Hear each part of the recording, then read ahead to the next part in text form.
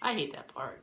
I wish there was like a stick I could jab the button with so I didn't have to like go back and edit this, but there's probably a good chance. I mean, people who listen to the show know I don't edit anything. So you get to watch that beautiful 1 second of me sit down and this beautiful 19 seconds of me talking about it.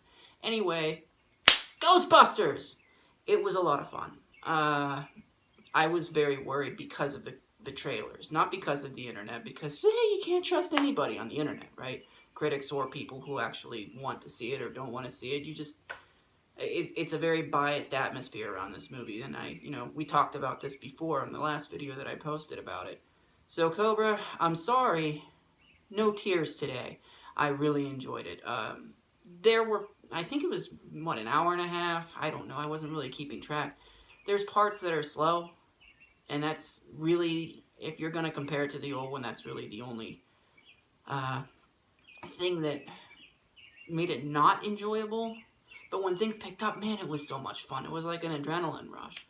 And I'm telling you what, on a personal level, I think Kate McKinnon's character is one of my favorite movie characters ever. If you listen to the show, you know I'm a science nut. So her character is a physics wackadoo. And she's also like got a couple screws loose, so it was a lot of fun watching her. I don't like Melissa McCarthy, but in this movie she was pretty good. I mean, it wasn't like insultingly stupid humor, you know? There was like some poop jokes. It's okay, poop jokes are fine. I'm not sure why there's a couple things I wasn't sure of. Why people were upset about the CGI. It wasn't that bad. It's CGI. It looked like CGI. It looked like what you would expect CGI to be in a movie. The chemistry? Again, I don't see the problem with the chemistry either. Maybe I don't know the definition of chemistry, but it seemed like they all worked cohesively together. It didn't seem like they were jamming lines in, which was my biggest worry, was that they were just going to kind of jam lines in here and there. Dislikes are probably the cameos, as weird as that sounds, because I'm such a fan of the original Ghostbusters being my favorite movie. I was happy to see them show up, but Dan Aykroyd's was, the thing is with this movie, the characters who are in it, like the characters that the movie revolves around, are actually a lot of fun. The villains, I don't care about the villain.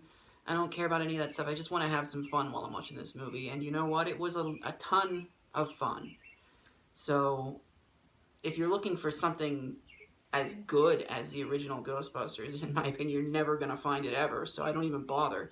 I was, like I said, I was a little worried because of the commercials. I like raunch in my comedy salad. I'm sure one of my friends at work heard me say that before, and now I'm going to use that line all the time. That's it. I have nothing of intelligence to say about this at all, except that, haha, Cobra, I liked it. I didn't expect to, but I did. It's fun. It's not groundbreaking, but I would watch another one. I would. It's kind of like it's kind of like the animated series almost, because these ghosts aren't really like people ghosts. They're like monster ghosts and stuff like that.